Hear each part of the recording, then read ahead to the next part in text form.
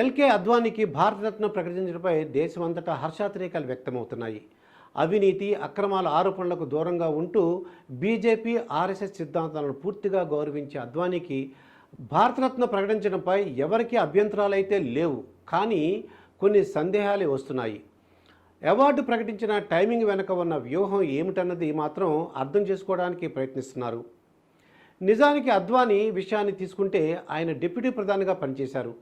పొఖ్రాన్ అణు పరీక్షల సమయంలో అప్పటి ప్రధాని వాజ్పేయికి సపోర్టుగా నిలిచారు. తల తెగిపడినా ఇష్టమే, రాముడు వచ్చి అయోధ్యలో కూర్చోవలసిందే అని ఆ రోజుల్లో ఆయన చేసిన ప్రతిజ్ఞ ఎవరూ మర్చిపోరు. అద్వానీ రథయాత్ర ద్వారా దేశం చూపును బీజేపీ వైపు తిప్పేశారు. బీజేపీ అధికారంలోకి వచ్చిన తర్వాత అద్వానీకి ప్రాధాన్యత తగ్గింది. ఏ పదవి ఇవ్వలేదు. ఆయనను రాష్ట్రపతి చేస్తారేమో అనుకున్నారు అంతా, కానీ అలా జరగలేదు. ఒకానొక అధికార కార్యక్రమంలో అద్వానీకి మోడీ నమస్కరించలేదనే వీడియో వైరల్ అయ్యింది. పార్టీ నిర్ణయాల్లోనూ ప్రభుత్వ నిర్ణయాల్లోనూ ఆయన పాత్ర లేదనే చెప్పాలి. ఇటీవల అయోధ్య రామ మందిర ప్రాణ ప్రతిష్ఠ సమయంలో కూడా క్రెడిట్ అంతా మోడీకే వెళ్ళింది. అద్వానీ ప్రస్తావన కూడా ఎక్కువగా రాలేదు. రథయాత్ర చేసిన నాయకుని ప్రస్తావనే లేదు.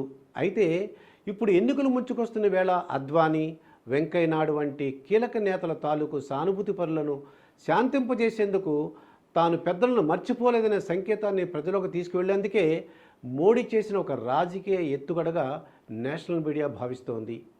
అయితే అద్వానీకి భారతరత్న పొందే అర్హత తప్పకుండా ఉంది. ఎందుకంటే ఆయన బీజేపీ కురువృద్ధుడు, మాజీ ఉప ప్రధాని, బీజేపీ అగ్రనేత. 14 ఏళ్లకే ఆయన రాష్ట్రీయ స్వయం సేవక్ ఆర్ఎస్ఎస్లో రాజస్థాన్ ప్రచారకగా పనిచేశారు.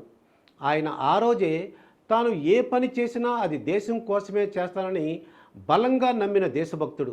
దేశం కోసం అంకితభావంతో, నిస్వార్థంతో పనిచేశారు. అద్వానీ 90వ దశకంలో అయోధ్య రామాలయం కోసం రథయాత్ర కూడా చేశారు.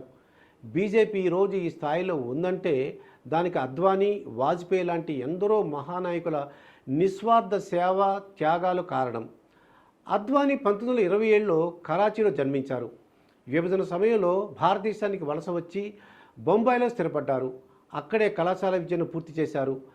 14 ఏళ్ల వయసులోనే ఆర్ఎస్ఎస్లో చేరి ఆ తర్వాత 1951లో శ్యామ్ ప్రసాద్ ముఖర్జీ స్థాపించిన భారతీయ జనసంఘలో సభ్యుడిగా చేరారు. పార్లమెంటరీ వ్యవహారాల in charge, general secretary, Delhi unit అధ్యక్షుడిగా పలు పాత్రలు నిర్వహించారు. 1966లో జరిగిన ఢిల్లీ మెట్రోపాలిటన్ కౌన్సిల్ మధ్యంతర ఎన్నికల్లో విజయం సాధించారు. ఆ తర్వాతి ఏడాది అంటే 1967లో ఢిల్లీ మెట్రోపాలిటన్ కౌన్సిల్ అధ్యక్షుడిగా ఎన్నికయ్యారు. 1970 వరకు ఆర్ఎస్ఎస్లో జాతీయ కార్యవర్గ సభ్యునిగా పనిచేశారు.